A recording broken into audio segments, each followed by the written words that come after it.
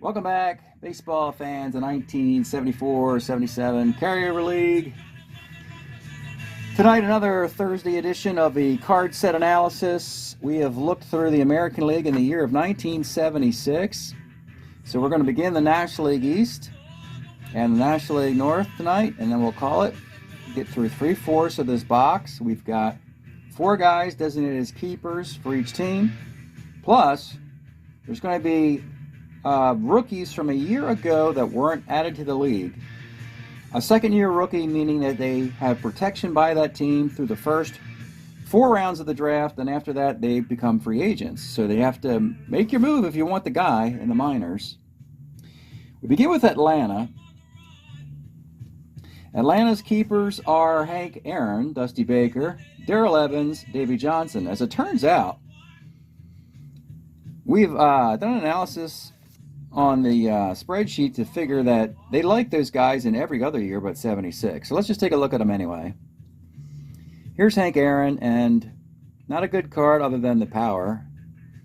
May or may not play this card when it's up in 76. A lot of times when the Hall of Famers, if they have a kind of a bad year, I don't necessarily play their final years. But actually, this wouldn't be a bad final year in a platoon DH situation. But that's for a future discussion. This is Dusty Baker's bad year in the mix of the timeline. The other 3 years are good, but not this one. Darrell Evans really struggles here. After 41 home runs in 73, he's come to this. A 205, 11 dingers. But he'll respond, obviously. So obviously, that's bad as far as keepers. So they hopefully can find some year 2 rookies that make the roster. They got the rights to Alan Bannister through free agency. He was always a good utility player. An ace stealer, great base runner. And he hits fine. He can play infield and outfield. Utility player, 248, nothing glamorous, but if you're stuck and you need a utility player, you could add him. Now here's Dale Murphy as a catcher, just coming up. Yeah, for sentimental reasons, if you want to get Dale Murphy on the roster now when he's not ready, you could. Just 262 and 65 at-bats. Jerry Royster is more ready. Part of that late 70s, early 80s Atlanta team. 2 third basemen, but just a 242 average or so. 248 again. We have Pablo Torrealba, a lefty who cannot get lefties out and doesn't really get righties out that much either, even though the ERA is very good. Always hate to get this level of disappointment when you see a nice ERA in 53 innings and you turn it over and you're like, well, he's a relief 3, that's nice, and he doesn't give up homers, that's nice. But otherwise, that's a lot of guys to put on base. Yeah, nothing really exciting here about Atlanta when Alan Bannister's your best option for this particular year. Next up, we have the Florida Marlins. And in the case of the Marlins, let's see. They made some moves recently. They added Don Wilson. They acquired in a trade. The rights to him. They currently have the rights to Luis Melendez, but they're going to go pick up the rights to either Osteen or Tovar off the waiver wire. Felix Mian, Manny Mota. They presently have Fred Kendall. Not much at all.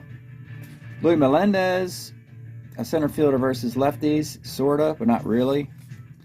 Mian's now a 3 second baseman, and his average dips to 280. Well, it's still 282 is good, but I really want him to be a 1 or 2. And Mota, we know we're taking 77 Mota, which actually hits 395. There's always a backup plan. So again, just like the Braves, 76 is not very kind. Wasn't very kind to a lot of teams, by the way. 76 is kind of an off year in Major League Baseball. Well, when you have an off year, you can find some nuggets in here. Here's an interesting Ed Armbruster card. Look at the power and extra bases and average over there. And over there, it's a 295. Yeah, 295 hitter. 295 hitters can get in the league as a corner outfielder, DH against lefties at least. So yeah, I mean, if you have room, he'd be a fine pick. Peter Marshall's kid, I always say, Pete Lecoq. Peter Marshall from the Hollywood Squares, original host. Anyway, he is your first baseman at this point, hitting 221, working in a platoon, not very special. We have Dave Moats. Here is an interesting card of a guy who checks off a lot of little boxes in here. He's a bee stealer, a 15 runner, can bunt at least. Decent, really good defense. No power, though. Wish he had either power or a higher average. Here's a case of a left-handed batter who hits lefties and righties about the same. It's almost better if he was better one way over the other. Just 241. Chuck Scrivener. In 77, he'll hit 083, make the league as a 3 shortstop. Here, he can't field very well, but he hits better than that. At 221. Not very glamorous, folks. I looked at 2 baseball clubs right now, and Ed Armbruster's the best player I've seen. That does not portend well in the American League East. Maybe it's good news for the next 2 teams, the Mets and the Phillies. The Mets. Do we have the Mets have a nice 1976. So the Mets, it's Bud Harrelson, Jerry Koosman, Tom Seaver, and they made a trade for John Lowenstein. Let's take a look at these guys. Here's Harrelson. It's a 3 shortstop. Really want him as a 1 or 2.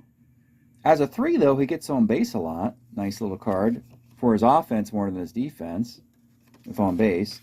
They traded Milner for the rights to Lowenstein, so that would be a nice card for his new team, which is the Padres. Jerry Koosman, a very nice 1976. Back to his old winning ways, or does he still got a losing record? He's a 21-game winner.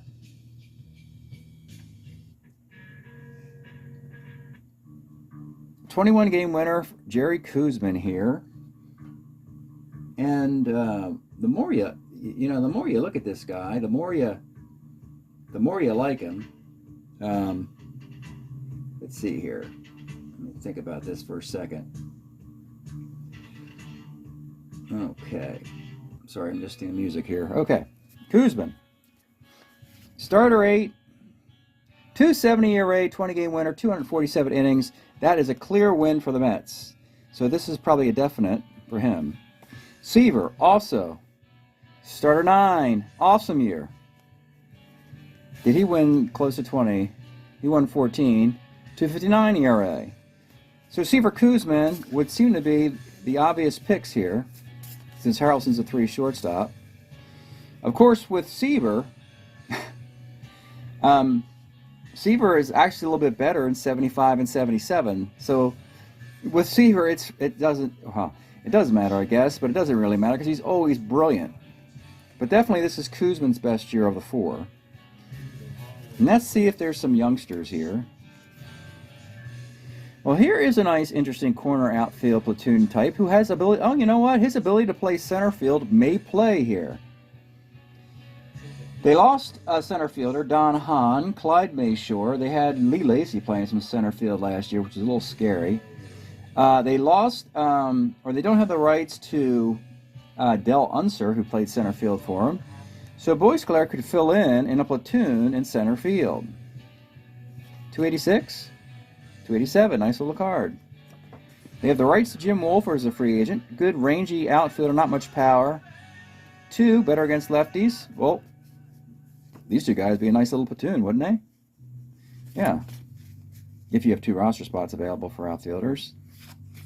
Bob Myrick, a lefty reliever. He's all right, but all right is good enough for our league if you throw left-handed. 3.21 ERA. Innings are low, so that means the ERA is usually dubious. You have to look at the card. And it's not a glamorous card. If he was right-handed, I wouldn't like it, but he's left-handed, which means he'll get in the league somewhere. Maybe not with the Mets, unless they have a glaring need at lefty reliever. Eddie Solomon or Buddy Solomon, a relief 3, starter 5. Not a lot right now. Craig Swan, again, I think he's had a decent 75, but sophomore year, not very good. 355, but had the 7th template. This 3.656 is 7th best ERA on a team. However, it was on a good Met pitching team. So you got to remember, Seaver and Kuzman were the 1 and 2 templates. So your 7th pitcher had a 3.55 ERA. That's a testament to how talented the Mets pitching staff was. We seem to have enough options here in 76. Kuzman, Seaver, unless he's got a better year. Boisclair, probably before Wolford. They're looking good. That's in good shape. Now Philadelphia. The Phillies. It's Bob Boone, Tim McCarver, Wayne Twitchell, Gary Thomason. All these guys are good in 76. Well, 76 was very good to Philadelphia, as I recall. So Boone now has his best arm to this point. It's -2. I don't know if it turns to -3 in 77. But in any event, that's a starting catcher right there with a great throwing arm. McCarver's got a really good 77, hitting over 300. But this 76 is really good as well. Look at all those walks. My goodness, Tim. A good eye for the strike zone. 35 walks, 155 at-bats. That's a 100-walk season, folks. And a 277 left-handed catcher who has not much difficulty with lefties. There's a great platoon, and frankly, both catchers would want to play full-time. So they're in great shape at catcher. Thomason is kind of the bar at first base. This is the guy they'd settle for to play first base for them. They're looking for somebody better than this. May not be hard to find that. Probably working in a platoon. Is a base stealer, sneaky speed. A 3 in center while being a 3 at first. That's rather neat. Good athlete. Maybe not a great major league hitter. I don't know. But this Twitchell card will be the one they take. He's now in the bullpen after struggling last couple years with a 1.74 ERA. So this Twitchell card will make it now in the bullpen. This is probably priority 1. Again, the good news is Boone and McCarver have flexibility to move him into the year of 77. So this is a very versatile team. We haven't even looked at the rookies yet. Here's Rob Andrews, a talented second baseman. Can play short. Stick is okay, but the defense is good. This guy would get into the league as a part-time player. 256 and 450 plate appearances, and that's all they have. It's all they have because most of the guys are, well, possibly in the league in a different card, or you just saw them on the other side. So, yeah, they don't really need a farm system when your keepers are that good. American League East, Phillies look good. Mets are probably second best team. Atlanta's a little bit on the slide in that division. All right, I'm going to take a little break, and then we'll resume with the best division in the sport, I always say, the National League North. So stick around. All right, we begin with the Cubs. It's Billy Williams, Steve Bry, Ray Burris, and Rick Russell. Billy Williams continues. This is his final year. And much like the case of Hank Aaron, might not play the card. It's not a particularly good one. Hitting .211. Is pretty much a full season. He's not even with the Cubs anymore. It'd be an okay platoon as a DH only, but generally, like I said, I don't like to, dim the lights on these Hall of Famers by playing them in a bad year. Bonham has since been moved to waivers since we last did these card set analysis, as he was never had a sub-4 ERA, so he went to waivers and they added Steve Bry as a corner outfielder. Burris has a nice 76. He's pitching on 3 days rest with a 3.11 ERA. That is good enough for Wrigley Field. Starter 6, wish it was a 7 or 8. That's a decent enough card for the Cubs, I like to say. And Russell, sort of the same thing. You could say he's the 3rd best ERA. Rush will be the 4th best ERA. ERA is probably 3.20 or more. 3.46. He also pitches in 3 days rest. They're fine. So if you went with Burris and Russell, it's fine. It's, you know, is it going to get you the World Series? Probably not. But they're good enough starter pitchers and competitive enough to be in their rotation. Now, the rookies, they have the rights to this interesting free agent, Craig Cusick. Plenty of power, plenty of on base versus lefties, working in a platoon. And then if you started a game, you leave him in there when the righty comes in because of all the home runs. No defense. Utility player Pete Mackanin. Yeah, he's on the list of utility players. They're usually ranked by defense more than bat. He doesn't have defense, and his bat's also not that great. You got a -1 arm catcher, Swisher, in a kind of reverse platoon. Really bad against lefties at 32%. Making him decent enough against righties when his stats probably aren't that good. 236, we'll call him a 260 hitter versus righties with a -1 arm. All right, we might have a starting second baseman here for the Cubs moving forward. It's Manny Trio. He is a 2. Bat's not really fantastic. Probably doesn't need to be. It's a 239 hitter. I'm assuming it's a low E rating also. Be nice to get his defense on the Cubs, help the pitching staff out, replacing Glenn Becker, who they traded a couple years ago. We have Joe Wallace, a 2 center fielder, and he's pretty decent against righties. He hits 254. His defense and his left-handed bat may get him into the league. It's fine. It's actually better than fine if he was playing, well, he's playing a premium position center field, I suppose. They do have Jerry Morales, do they not? No, they have Jose Cardinal right now. They have Joe LaHood in the outfield. They have Jose Cardinal in the outfield.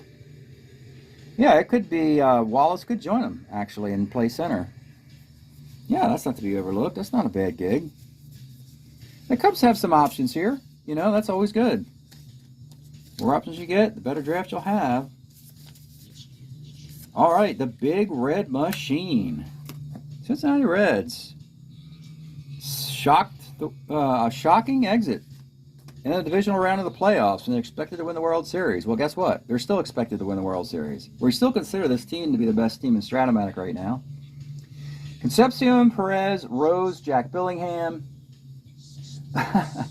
All those guys have good cards in all 4 years. That's one of the wildest things to say here. Now, Concepcion, he's your one shortstop. He's a AA in a different year. He's got full-time power as a 1 shortstop, which is almost impossible to find. He crushes lefties. He's okay versus righties. Hitting 281. You take him. Or Tony Perez. Still a 3 first baseman. He's on a 4.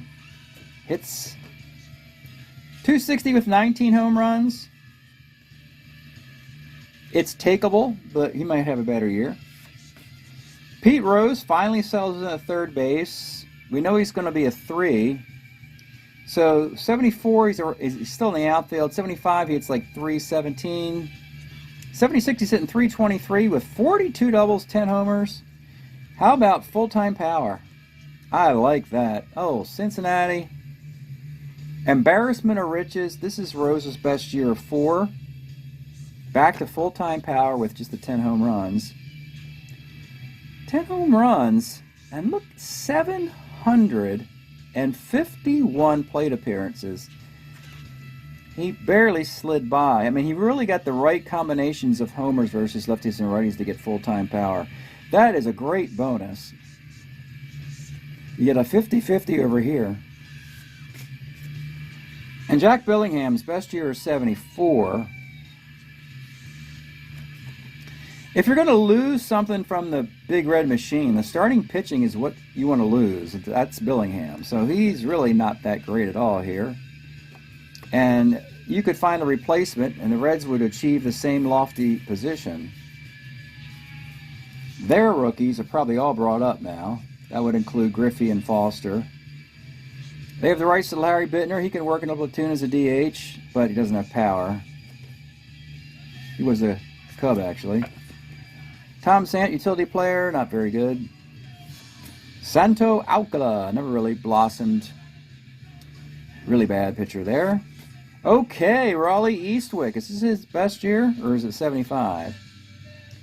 Well, well, well, folks. Now, the weakness a year ago, believe it or not, was the bullpen. Clay Carroll and Pedro Borbon struggled. Maybe it's time to get Eastwick. I know we got all these hitters. Right? We got all these guys. But we know we can take these in any of the 4 years. Rose seems to be a lock in this year. I'm thinking Rose, Eastwick. So they have the closer they desperately need. And look, his buddy's here, Will McEnany, the left side of the new bullpen, but he's really not that good. 488. He will be good in a couple years, but not right now. But Raleigh Eastwick would seem to be the answer to what cost the Reds in the playoffs a year ago. One position, closer. As Clay Carroll is better suited to be a setup man, not a closer. Same with Borbon. Rose Eastwick is how you get to the 76 World Series if you're Cincinnati. That's not good news for the rest of baseball. Maybe this is the revenge tour. If you watched the channel last year, you heard me repeatedly say that the Cincinnati Reds have already won the World Series unless they wish to give it away to somebody, and that's exactly what they did. Could be their revenge tour. Pirates, desperately trying to cling to the heels of the Reds, stuck in the same division. Pittsburgh will start to even out by the latter part of the decade, 78, 79, when Dave Parker and the others are really good.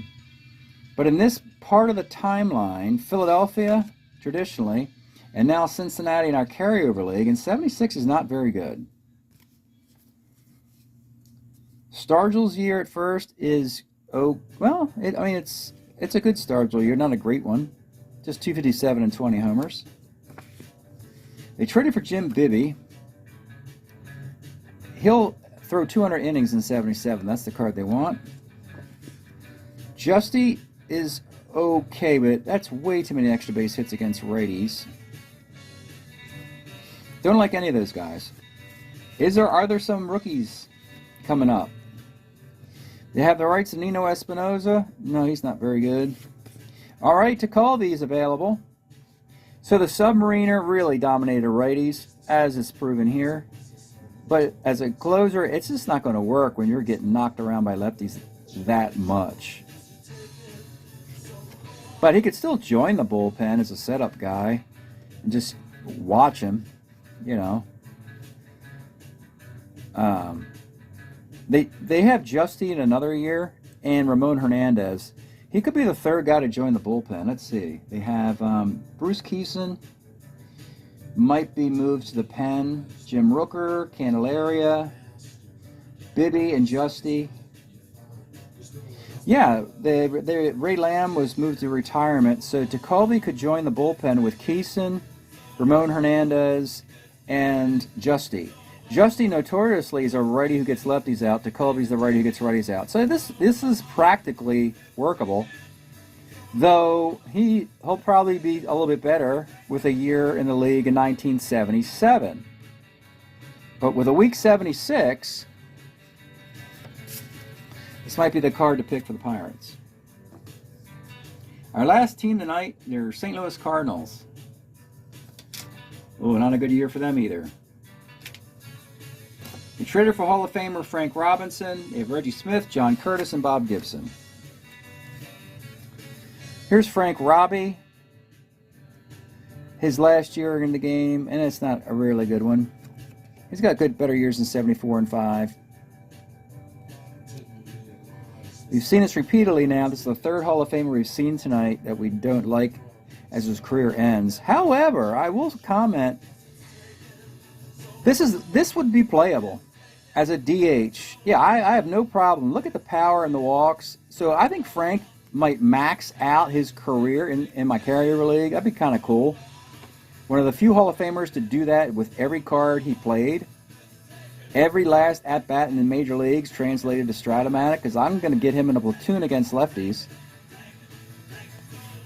But that's still a couple years away, 76.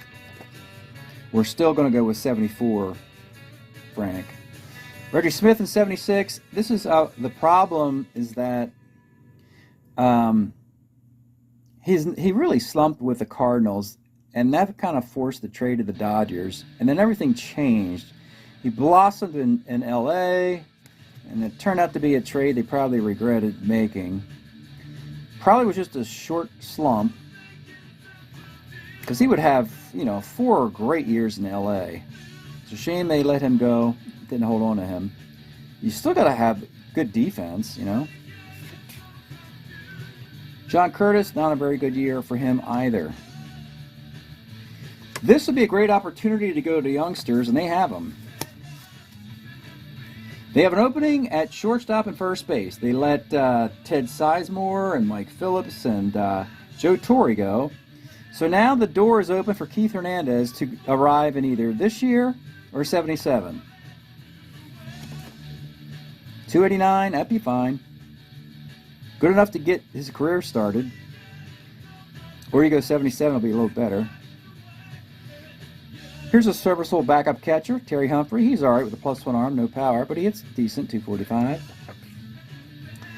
If you need help in the outfield defensively, Jerry Martin, always good with a glove. Really hits lefties very well. This card, and a 2 in center, this card could get into the league if there's an opening somewhere. Most likely, if they don't take him in the first 4 rounds of the draft, which they may not, he'll immediately become a free agent, which means the other 31 teams, any team looking for a center fielder versus lefties, he's probably going to be the first guy off the board. So I think Jerry Martin will be playing baseball. Whether it's with St. Louis, I'm not sure. All right, so Templeton's the other opening. And if you just want to get him on the team now and take a year of suffering at shortstop, look what you're getting, though, for a rookie. 291, but you see, he hits throughout 320 versus righties. So Templeton and Hernandez make the most sense, unless Jerry Martin works his way into that. Or, even better, wow, a really nice John Denny card. Oh my goodness. 252 on 3 days rest. This will correct, because Bob Gibson's gone. Ken Force is on the team. But John Denny, oh my, that really should be the pick.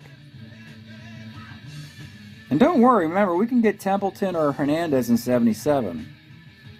I don't think Denny is that good in 70. I think he has, he's kind of on and off.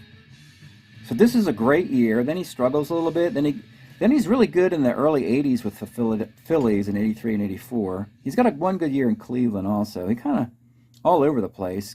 Good, really bad. But yeah, I'd go with this. Yeah.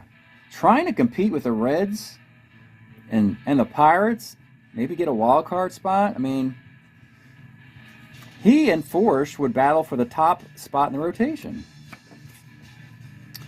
Eric Rasmussen, a Jag, just a guy we like to say. Nothing really spectacular there. 3.54 ERA.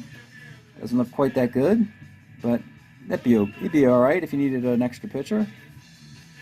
Well, a great rookie class. That's great news for the Cardinals. And that means, none of these guys. This is sort of the old guard from the past. And so they're going to add, this team will definitely add 2 rookies. And they have options. So that's good news for the St. Louis Cardinals. And that'll be a wrap tonight for the 1976 set. Next week we'll finish this box by looking at the Mountain Time Zone, the National League West, and whatever small group of waivered players would be available. So thanks for checking this out. We'll see you next week.